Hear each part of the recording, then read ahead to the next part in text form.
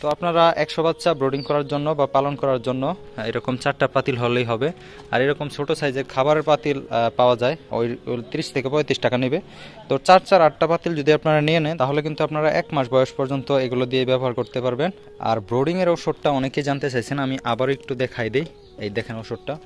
আপনারা যেহেতু টাইগার মুরগি, দেশি মুরগি বা অন্যান্য জাতের মুরগি পালন করবেন, তো আপনারা এই দুইটা ওষুধ অবশ্যই আগে থেকে সংগ্রহ করে রাখবেন।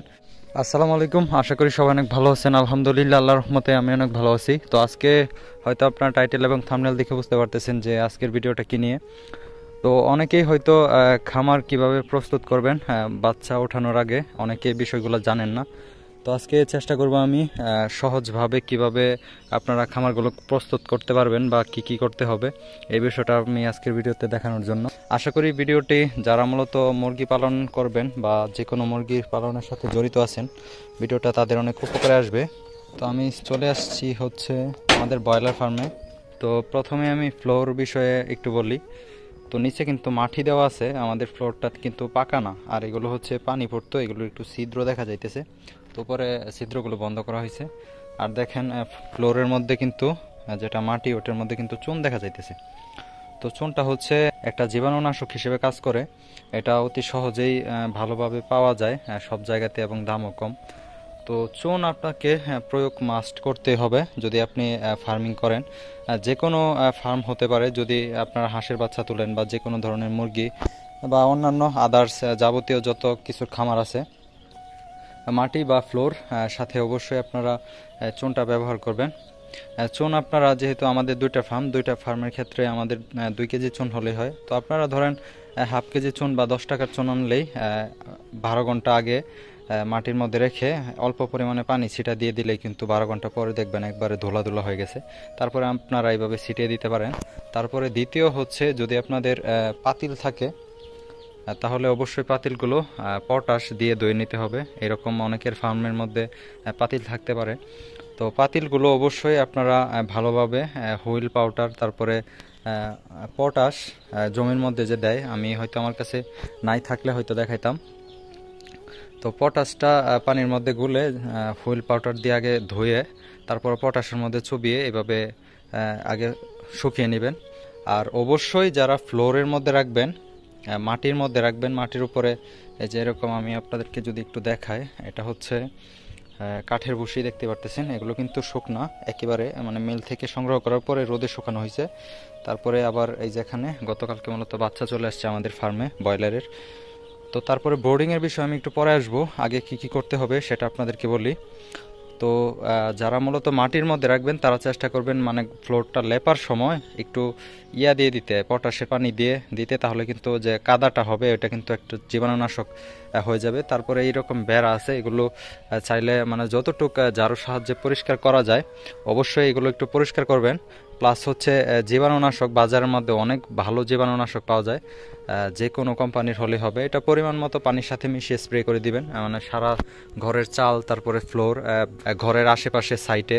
তাহলে কিন্তু ক্ষতিকর যে জীবাণুগুলো আছে, রোগ জীবাণু বলতে পারেন, তো এগুলো মূলত তেমনভাবে আপনাদেরকে আক্রমণ করতে পারবে না আপনাদের খামারের মুরগিকে। আর খামারে বাচ্চা আনার আগে এরকম আমাদের কিন্তু এখানে পর্যাপ্ত পরিমাণে মজুত আছে, দেখতে পারতেছেন। এগুলো হচ্ছে শুকানো বসির বস্তা, কাঠের বসি। অনেকে তুষ ব্যবহার করে, তো আমাদের এদিকে মূলত কাঠের বসিটাই অনেক সহজলভ্য। আর এদিকে মূলত আজকে খাবারগুলো দিয়ে গেছে, দেখতেই পারতেছেন আপনারা। তো গতকালকে মূলত বাচ্চা চলে আসছে। তারপরে হচ্ছে ব্রোডিংয়ের বিষয়টা। তো ব্রোডিংটা হচ্ছে আমি অনেকেই বলছি এরকম আপনারা বার্মিস কিনে আনবেন। এগুলো আমার কাছ থেকে নিচ্ছিল হচ্ছে, যেহেতু বেশি পরিমাণে আনছিলাম, এক্ষেত্রে পার পিস নিছিল হচ্ছে 130 টাকা করে। আর এইরকমই নেবে হয়তো 130 বা 150, এর উপরে নেবে না। তো এখানে কিন্তু দেখেন কত বড় একটা রাউন্ড শেপ হয়ে গেছে আমার। এখানে কিন্তু বাচ্চা দেওয়া আছে 500, উপরে কিন্তু একটা ব্রোডার আমরা দিয়ে দিছি। তো এখানে হচ্ছে 2টা বার্মিস, আপনারা 2টা বার্মিস নিয়ে এইভাবে আড়াআড়িভাবে জিয়াতারের মাধ্যমে কিন্তু জোড়া দিয়ে নেবেন। তারপরে এরকম খুঁটির সাহায্যে একটা রাউন্ড শেপ তৈরি করে নেবেন। তো যারা মূলত টাইগার মুরগি 200 বা 300 ব্রোডিং করবেন তাদের জন্য এরকম একটা হলেই হবে। আর আমরা মূলত ব্রোডিংটা করতেছি হচ্ছে মূলত 48 ঘন্টা করবো এইভাবে, তারপরে জায়গাটা বাড়াই দিব। আর ব্রয়লার মুরগির মূলত অনেকটা হালকা থাকে, এই কারণে ব্রোডিংয়ের সময়টা একটু বেশি লাগে। আর টাইগার মুরগি যারা 200-র অধিক বাচ্চা নেবেন তাহলে আপনারা এরকম একটা ব্রোডার হিটার নিয়ে নেবেন। তো এগুলো মূলত আমাদের যেহেতু অনেক পরিমাণে, এটা একটু বড় সাইজের, সবচাইতে এটা মনে হয় বর্তমান প্রাইস 1000 টাকার মতো। তবে এগুলো 600 টাকার মধ্যে আছে, আর একটু ছোট সাইজের, আপনারা ওইগুলো নিয়ে নেবেন। আর এটার মধ্যে কিন্তু 100 ওয়াটের 4টা বাল্ব দেওয়া আছে দেখেন। আর এখানে কিন্তু 500 বাচ্চা ব্রোডিং করা হয়েছে অলরেডি, দেখতে পারতেছেন আপনারা বাচ্চাগুলো কত সুন্দর। তো যদিও এবারের বাচ্চাগুলো তেমন একটা আমার কাছে পছন্দ হয় নাই, কারণ হচ্ছে বাচ্চার সাইজ একটু ছোট। তারপরে কি হয় না হয় সেটা তো আমি আপনাদেরকে আপডেট দিবই। আর আরেকটা কথা হচ্ছে, যাদের ইয়া নাই, খাবারের পাত্র, পানির পাত্র নাই, আপনারা এরকম, এই যে আমি এদিকে একটু যদি দেখাই, এটা হচ্ছে পানির পাত্র। এটার একটা মূল্য আমার কাছ থেকে নিছিল হচ্ছে 40 টাকা। তো আপনারা 100 বাচ্চা ব্রোডিং করার জন্য বা পালন করার জন্য এরকম 4টা পাতিল হলেই হবে। আর এরকম ছোট সাইজের খাবারের পাতিল পাওয়া যায়, ওই 30 থেকে 35 টাকা নেবে। তো 4-8টা পাতিল যদি আপনারা নিয়ে নেন, তাহলে কিন্তু আপনারা 1 মাস বয়স পর্যন্ত এগুলো দিয়ে ব্যবহার করতে পারবেন। এবং পরবর্তীতে আপনারা ওই বড় পাতিলগুলো নিয়ে নেবেন। এখানে দেখতে পারতেছেন কিছু পানির পাতিল, এখানে কিছু খাবারের পাতিল। তো এগুলো নিয়ে নেবেন। এগুলো হচ্ছে 1 মাসের পরে বাচ্চা যখন বড় হবে। আর ব্রোডিংয়ের ওষুধটা অনেকেই জানতে চাইছেন, আমি আবার একটু দেখাই দিই। এই দেখেন ওষুধটা, এই দেখতে পারতেছেন আমার হাতে হচ্ছে ব্রোডিংয়ের ওষুধটা। এটা হচ্ছে নিমোসিন ব্যাট। আমি আমার অনেক ভিডিওতে দেখাইছি, হয়তো কতটুকু ক্লিয়ার বুঝতে পারতেছেন আমি জানি না, এই যেদিকে। তো নিমোসিন ব্যাট আর হ্যাপাটনিক, এটা হচ্ছে একটা লিভার টনিক। তো হ্যাপাটনিক আর নিমোসিন ব্যাট, আপনারা যেহেতু টাইগার মুরগি, দেশি মুরগি বা অন্যান্য জাতের মুরগি পালন করবেন, তো আপনারা এই দুইটা ওষুধ অবশ্যই আগে থেকে সংগ্রহ করে রাখবেন। কারণ হচ্ছে অনেক সময় বাচ্চা নাভি কাঁচা থাকে, এই কারণে কিন্তু পরবর্তীতে এই দুইটা ওষুধ না খাওয়াইলে কিন্তু বাচ্চা মারা যায়। তো এইটার ক্ষেত্রে আপনারা করবেন যেটা হচ্ছে, বাচ্চা ব্রোডারের মধ্যে দেওয়ার পরে মূলত এভাবে বাচ্চা ছাড়ার আগে কমপক্ষে 10 মিনিট আগে, যদি কারেন্ট থাকে অবশ্যই এভাবে ব্রোডারটা জ্বালিয়ে দিবেন। পরবর্তীতে কিন্তু বাচ্চাগুলো ছাড়বেন ভিতরে, আর অবশ্যই নিচে পেপার বিছাই দিবেন। তো আরেকদিন মূলত পেপারটা দেওয়া লাগবে। আর মূলত ব্রয়লার তেমন 1 দিন বা 2 দিন রাখলেই হয়। দেখেন পর্যাপ্ত পরিমাণে কিন্তু খাবার ছিটানো আছে। এভাবে মূলত এটা দেওয়া হয় বাচ্চাদেরকে, মানে খাবারটা শেখানোর জন্য। আর আপনারা 3 থেকে 4 দিন, অন্য জাতের মুরগির ক্ষেত্রে 3 দিন করলেই হবে, তারপরে পাতিল দিয়ে দিবেন খাবারের। আর এই ওষুধটা হচ্ছে আপনার দিবেন হচ্ছে কোন সময়, এটা হচ্ছে বাচ্চা ছাড়ার পরে গ্লুকোজের পানিটা খাওয়াবেন হচ্ছে 12 ঘন্টা। যদি সকালে ছাড়েন 8টার দিকে, রাত 8টা পর্যন্ত, বা রাত্রে ছাড়লে পরের দিন সকাল 8টা পর্যন্ত, এইভাবে 12 ঘন্টা খাওয়াবেন হচ্ছে গ্লুকোজের পানি। তারপরে হচ্ছে এই নিমোসিন ব্যাট, আর প্লাস হচ্ছে হ্যাপাটনিক। হ্যাপাটনিকটা আমাদের ওই ফার্মে আছে, না দুঃখিত, এই যে এখানে আছে হ্যাপাটনিকটা, এই যে দেখতে পারতেছেন, এটা হচ্ছে একটা লিভার টনিক। তো আমি যথেষ্টভাবে আপনাদেরকে বোঝানোর চেষ্টা করতেছি। তো আজকে মূলত আমি আমার টাইগার মুরগিকে তেমনভাবে দেখাবো না।